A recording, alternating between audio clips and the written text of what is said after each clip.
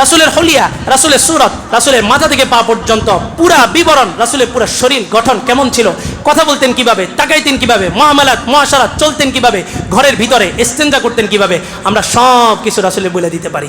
শুধু এটার মধ্যেই সীমাবদ্ধ না, রাসূলের পুরা নসবনামা, রাসূলের মায়ের নসব, রাসূলের বাবার নসব, আদম আলাইহিস সালাম পর্যন্ত আমরা শুনিয়ে দিতে পারি।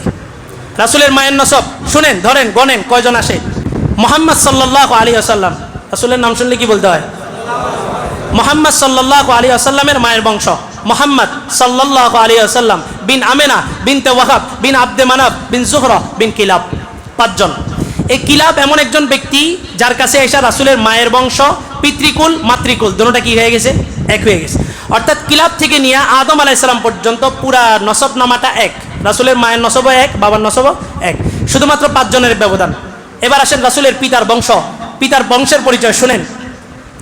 মুহাম্মদ সাল্লাল্লাহু আলাইহি ওয়াসাল্লাম বিন আব্দুল্লাহ বিন আব্দুল মুত্তালিব বিন হাশিম বিন আব্দে মানাফ বিন কুসাই বিন কিলাব বিন মুররা বিন কাআব বিন লুয়াই বিন গালিব বিন ফেহের বিন মালিক বিন নজর বিন কিনানা বিন খুজাইমা বিন মুদরিকা বিন ইলিয়াস বিন মুদার বিন নিজার বিন মাআদ বিন আদনান বিন উদাদ বিন আল হামাইসিয়া বিন সালমান বিন আউস বিন বাউস বিন কমওয়াল বিন উবাই বিন আওয়াম বিন নাশিদ বিন হিজা বিন বালদাস বিন ইয়াদলাব বিন তাবিখ বিন জাহিম বিন নাহিশ বিন মাখি বিন আইদ বিন আওকর বিন উবাইদ বিন আদ-দুআ বিন হামাদান বিন সাম্বার বিন ইয়াসরব বিন ইয়াহজান বিন ইয়ালহান বিন ইরআওয়া বিন আইদ বিন দিশান বিন আইসার বিন আফনাদ বিন ইহাম বিন মুকাসসির বিন নাহিস বিন জারিহ বিন সামি বিন মুদি বিন আউদা বিন ইরাম বিন কায়দার বিন ইসমাঈল আলাইহিস সালাম বিন ইব্রাহিম আলাইহিস সালাম বিন তারিখ আজার বিন নাহুর বিন সারু বিন রাউ বিন ফালিখ বিন আবির বিন শালিখ বিন আরফাকশাদ বিন সাম বিন নূহ আলাইহিস সালাম বিন লামিক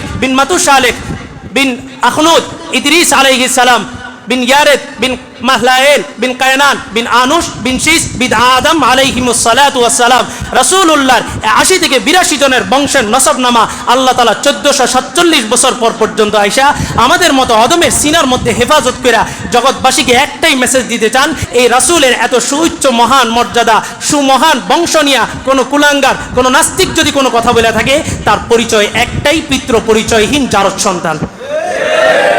এমন ব্যক্তির ব্যাপারেই রাসূল বলছেন, মান সাব্বা নাবিয়ান ফাকতুলহু, আমার এত সুউচ্চ মহান মর্যাদা, আমার বংশের নসব এভাবে আল্লাহ তাআলা হেফাজত করছেন, আমি রাসূলকে নিয়ে যদি কেউ কটূক্তি করে, তার একটাই বিধান কি? শিরোচ্ছেদ। তার গর্দান কি করতে হবে? আলাদা করে দিতে হবে।